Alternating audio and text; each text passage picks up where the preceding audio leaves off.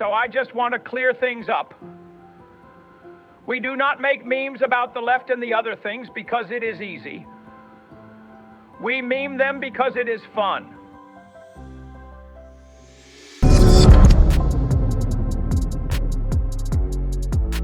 Roger, it's an honor to have you on the show again. I need some fashion tips, man. I mean, listen, just look at the difference here between you and me. I got work to do. Yes, you do. I got work to do. But that's not what this show is about, Roger. The show is about who killed Kennedy and why.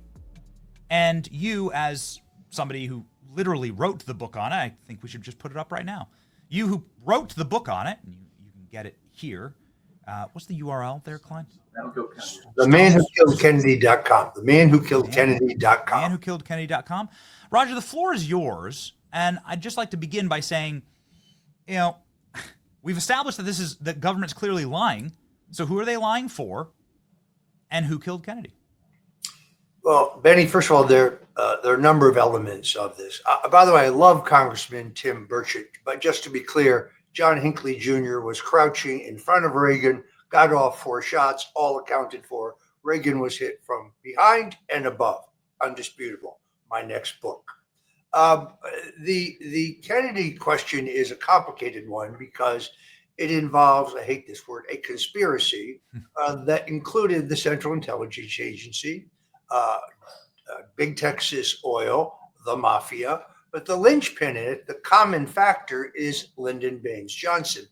He's the man with the greatest motive because he's under investigation in the Bobby Baker investigation and the Billy Saul Estes investigation, 2 enormous scandals of the 1960s. It's interesting that Robert Caro has a multi-volume Pulitzer Prize-winning biography of LBJ, yet he never mentions Billy Saul Estes. That's because Saul Estes has been very open after getting out of prison that he sat in meetings in which the murder of John F. Kennedy was discussed.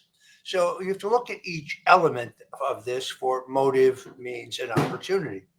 Johnson's motive is very clear. That is why a man named Malcolm Wallace, in the employ of Lyndon Johnson's, fingerprints are found on the 6th floor of the Texas School Book Depository building. And at least 6 witnesses tell either the FBI or the Dallas police that they see a man in the window of the 6th floor who meets the physical description of Wallace, not Lee Harvey Oswald. Middle-aged, heavy-set, balding with spectacles. Recently, I think it was Alex Jones, released an audio, which was a conversation between Johnson crony Billy Saul Estes and Cliff Carter, who was the executive director of the DNC under LBJ, LBJ's right-hand man political operative, openly discussing the fact that Malcolm Wallace had been hired by Johnson to kill Kennedy. Then you have the involvement of the Central Intelligence Agency. They're upset about Kennedy's handling of the Bay of Pigs, which is a fiasco, to say the least. They're also upset about his handling of the Cuban Missile Crisis because, as we learned 40 years later, when documents were declassified, Bobby and Jack did not face down Khrushchev. That's a media-created myth. They made a secret deal to remove our missiles from Turkey and Italy, changing the balance of power in Europe. And the Central Intelligence Agency believes that Kennedy bungled both the Bay of Pigs and the Cuban Missile Crisis. Then you have the mob. They were double-crossed. Ambassador Joe Kennedy essentially made a deal with the mafia to deliver both money, $1 million in 1959, a huge amount of money, but also votes, arm twisting for JFK in Illinois and in Texas, giving the election in a razor-thin margin to Jack Kennedy over Vice President Nixon. So everybody here has their own motives, but Johnson's motive is most acute. What we're waiting for now, and I ask this question rhetorically, why would CIA Director Mike Pompeo urge President Trump in 2017 not to release all of these documents? It's pretty clear that the interest that he is protecting is the Central Intelligence Agency. So what I expect now from this new tranche of documents is further evidence of the agency's involvement in the murder of Kennedy. Johnson's involvement is essentially already proven between the fingerprints and this new audio. Organized crime's involvement is proven by the jail buggings of Sam Giancana, both before and after the Kennedy assassination, which he brags about the fact that it's coming, and he brags about the involvement of the mob after it happens. So we're just waiting for one more piece to fall into place, and that's the Central Intelligence Agency. There are other players. Kennedy wanted a silverback dollar. The banks were bitterly opposed to him. The Secret Service clearly violates their own manual and their own rules, and they stand down on November 22nd, 1963. And then you have the whole question of the route of the motorcade. If JFK is going from one point outside of Dallas to another point outside of Dallas, why does he need to come through Dealey Plaza rather than taking the freeway? That's because that is the motorcade route that Governor John Connally, protege of Lyndon Johnson, former administrative assistant to Lyndon Johnson in the Senate, that is the motorcade route that Governor Connally insisted upon. So you have to be very powerful to do this. You to change, who has the power to change a presidential motorcade, right? Who has the power to doctor bodies and autopsies, to move the president's body after he's been shot? Yeah, to have the power over where the president goes, how he's traveling. He should have never been in a vehicle like that, right? Open-air limousine with skyscrapers all over him.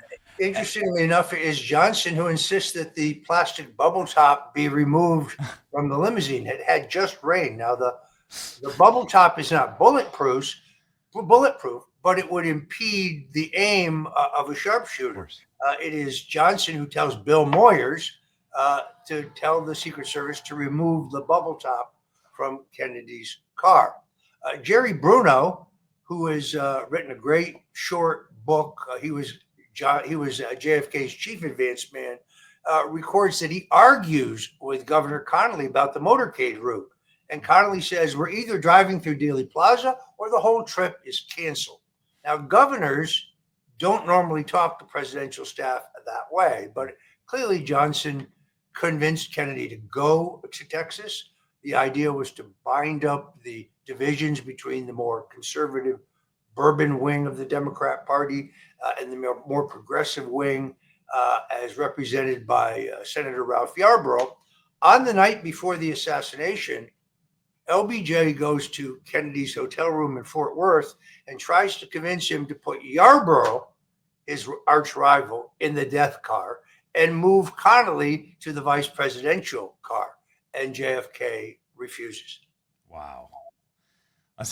Assassination insurance, maybe. But I mean, I got to tell you, Roger, we spent the first hour of the show just going through the experts, right? Going through the forensics. This is clearly the most obvious lie, including but not limited to that Secret Service agent that you just talked about, now coming forward in his late 90s saying he found the magic bullet he found actually lodged into the back of the limousine. So just one more blatant, humiliating hole blown into what the government is pushing forward here. It's been a lie for a long time. Your former boss, Richard Nixon, said, I think I know who actually killed Kennedy. He said it in tapes. They're recorded. And he was calling in the director of the CIA and was quite insistent about this. Yep. Do you have any indication about what Nixon believed, who Nixon believed killed Kennedy? Because the two men were friends, they're pretty close friends, right? So yes. And clearly Nixon, as a president, would be interested in knowing who's killing presidents, right? Yeah, there's kind of several parts to this. First of all, Kennedy and Nixon both come to the House in 1947. They're both the low man on the House Labor Committee. They are both staunch anti-communists. In fact, John Kennedy's father, Ambassador Joseph Kennedy, helped finance Nixon's campaign for the Senate because he's running against left-winger Helen Gahagan Douglas. Early in the Watergate scandal, when Nixon is seeking the help of the CIA, he meets with Richard Helms, and it's a typical Nixonian conversation. It's somewhat convoluted, but he gets his point across. And he says, look, if it hits the fan, there's a lot of secrets over there that I know about. A lot of dirty stuff went on that had to be done. He's referring initially to the toppling of the government in Guatemala. But at a certain point, he says, look, I know who shot John. There it is, out in plain sight. Now, that was really the genesis for my writing the book, The Man Who Killed Kennedy, The Case Against LBJ, which I use fingerprint evidence, eyewitness evidence, deep Texas politics to make the case that Johnson is the ringleader. But I asked him directly, and this was after a couple of his famous silver bullet martinis, Mr. President, who really killed Kennedy? He looked darkly into his glass for a minute, looked up at me and said, well, let me put it to you this way. The Warren Commission is the biggest goddamn hoax of all time. I said, sir, I don't understand. What do you mean? He said, well, Lyndon and I both wanted to be president. The difference is I wasn't willing to kill for it. He said similar things on tape to Pat Buchanan and others. So I think he knew exactly who killed Kennedy. And what we hopefully will find out in this next tranche of documents is cementing the CIA's role. However, it's important to note that President Trump has ordered the release of the JFK assassination documents archive. And while that's good, there are documents, as Congressman Tim Burchett has pointed out, at the FBI, at the CIA, at the State Department, at the Defense Department, at the IRS, all of which would shed further light on this, but were not included in the declassification order by President Trump. Mm. So your former boss, somebody who you have had an incredibly close relationship with, Richard Nixon, says that Lyndon Baines Johnson was willing to kill to become president when you asked him directly who killed Kennedy. That is correct. Okay. So why didn't Richard Nixon, with the single largest, most successful presidential race in history, with a mandate that pales every other presidential election comparison, the most popular president in history, why didn't Richard Nixon investigate this? Well, he tried. In fact, interestingly enough, as Bob Haldeman, his chief of staff, reflects in his memoirs, as John Ehrlichman, who is his chief domestic advisor, reflects in his memoirs, and as Nixon himself reflects in his memoirs, in 1969, he sent Ehrlichman over to the CIA to get all of the documents pertaining to Kennedy's murder, and the agency simply refused to supply them. This, I think, is just one of the factors in Nixon's deep distrust of the Central Intelligence Agency. They had briefed Kennedy prior to the 1960 debate regarding the impending Bay of Pigs invasion, our invasion of Cuba, but it was classified. In the debate, Kennedy roasts Nixon about, you're not doing enough to remove Castro, knowing that there's a plan afoot to do so, but that both Nixon and Kennedy are not able, because of his classification, to discuss it. That is why within the last year, there have been documents declassified that prove that the Central Intelligence Agency was well aware of the plan for the Watergate break-in, and that 4 of the Watergate burglars are still on the payroll of the CIA on the date of the break-in and still reporting to their handlers within the agency. My point is this. John Kennedy was taken down in a bloody coup. He was murdered. Richard Nixon was taken down in a silent coup, Watergate. And these are the same forces, in my opinion, that tried to take out both Ronald Reagan, and again, I addressed that briefly. There's never been a report released on the assassination of Reagan. That's why I'm writing this book. And then more recently in Butler, Pennsylvania, and in West Palm Beach, the same forces, not the same people, but the same forces, tried to kill President Donald Trump. We know so little about Matthew Thomas Crooks and Ryan Ralph. Since you bring them up, do you believe that they had some type of government connection, either a splinter cell, a fifth column? Do you think that they were being operated?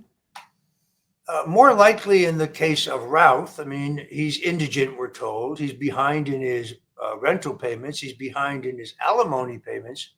Who paid for him to come to the United States from Hawaii to the mainland? Who paid for him to go to London, Paris, and Kiev? Who pays for his website, in which he is trying to recruit mercenary soldiers to fight in Ukraine? How did he get a firearm? He clearly didn't come to the United States with it, couldn't carry it on board. So, and the firearm he has the serial numbers filed off of it. So I think there are a lot of indications that he's an asset, either an asset of the Central Intelligence Agency, but more likely an asset of Ukrainian intelligence. And they, of course, as you know, the government wanted to postpone his trial indefinitely because they said there was so much evidence that they couldn't deal with it. Fortunately, he will have a trial, but how much of this a judge will allow, as I learned the hard way, you're not allowed to introduce evidence in your own defense. That's not allowed, particularly in the District of Columbia. Roger, what will it say about the federal government when and if it becomes at scale knowledge that, because I don't believe it's at scale exactly yet with Kennedy's assassination. I don't think that I think that there's a lot of interest, but I'm not sure there's a lot of certitude that the federal government within the American people acted to kill a president. Here's, let's put his book on screen. But what happens when the vast majority of Americans understand that this was a conspiracy inside of the government in order to completely decouple the American republic from the people and to have a series of unelected and illegitimate presidents installed that were subservient to a much darker and deeper state?